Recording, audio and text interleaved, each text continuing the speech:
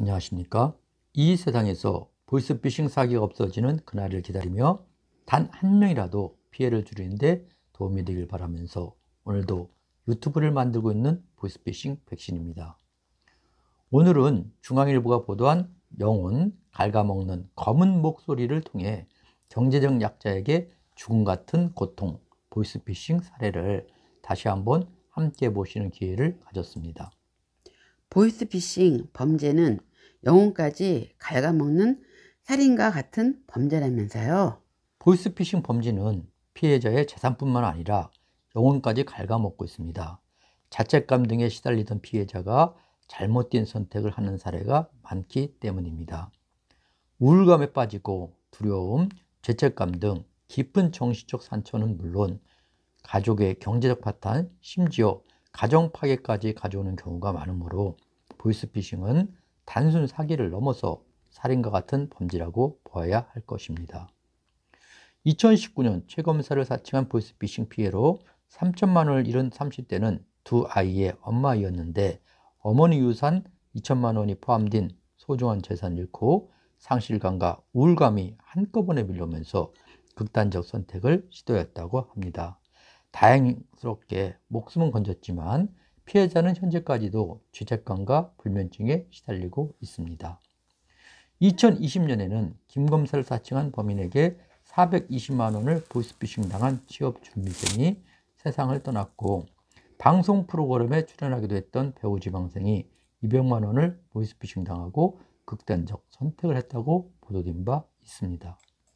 국가나 자치단체에 피해자의 정신적 피해를 치유하기 위한 프로그램이 있나요? 중앙일보에서 보이스피싱 예방협의회와 공동으로 진행한 설문조사에 의하면 두려움, 분노, 죄책감 등 정신적 피해를 호소하는 사람이 76%에 이르고 64%가 불면증을 겪고 있으며 25%가 우울증 치료를 받고 극단적 선택을 생각해봤다는 답변도 6%나 되었습니다.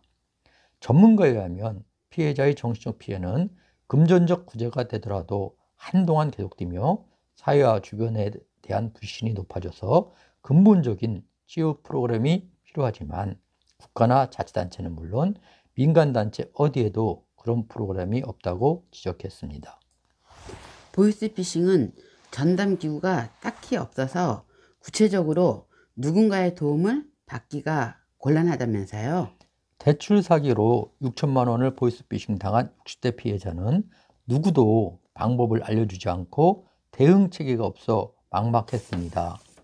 인터넷을 뒤져 피해자들이 공유하는 정보를 얻었습니다 라면서 심적 어려움을 느껴 구청에 물어보았더니 상담하는 곳을 소개해 줬지만 보이스피싱만 전문하는 곳이 아니었고 가정의학과에 가서 안정제를 처방받았다고 합니다.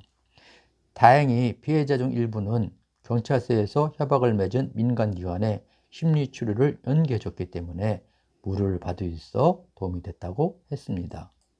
비대면 소통이 더 위험한 사기 요인이 된다면서요.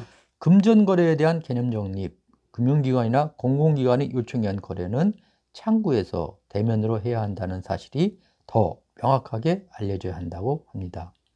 전문가에 의하면 비대면 소통이 발달하면서 직접 보지도 않고 신뢰할 수 있다는 생각을 갖게 된 것 그 자체가 큰 위험 요소가 됐다. 특정한 행위를 요구받을 때는 직접 확인하고 행동하는 것이 중요하다고 했습니다. 피해자 모임에서는 피해자 회복에도 관심을 가져야 한다고 합니다. 더구나 대출까지 해서 범인에게 사기를 당하고 지금 범인에게 사기당한 대출금을 갚고 있는 처지라면 아주 비참한 인생이 된다고 하면서 사기까지 당하고 높은 금리로 불이익을 받아야 한다면 삶의 의지를 꺾을 뿐만 아니라 헤어나올 방법을 못 찾게 하는 것으로 보이스피싱을 당한 후 신용점수 하락, 기존 대출 상환 압박 등이 이어지면 고통이 가중된다고 했습니다. 법무부가 운영하는 범죄 피해자 구조금 제도는 보이스피싱에는 적용되지 않나요? 법무부 인권구조과 관계자는 보이스피싱 피해는 범죄 피해자 구조금 요건을 충족하지 못해서 지원 대상이 안 되는 경우가 대부분이라고 합니다.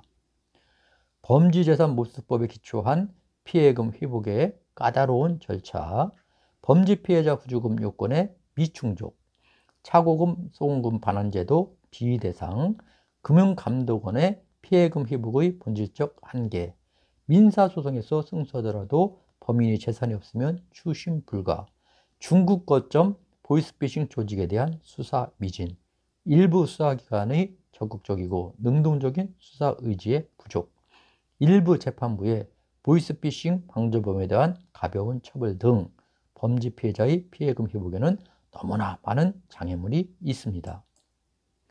전문가에 의하면 보이스피싱 피해자를 지원하는 독립적인 특별대책기구를 마련해서 재산 피해 회복을 도와주고 정신적 트라우마를 치료해줄 전문 상담기관도 갖추어져야 한다고 합니다. 경제적으로 어려운 이들에게 보이스피싱 피해는 곧 죽음과 같습니다. 형사범죄 피해자 보호 범위를 확대해서 보이스피싱 범죄에 대한 피해자 지원 예산을 마련하고 구제하는 방법도 검토해야 합니다. 라고 하였습니다. 코로나19 걸리지 않도록 건강 조심하시고 19편에서 함께 하시길 기대합니다. 감사합니다. 건강하십시오.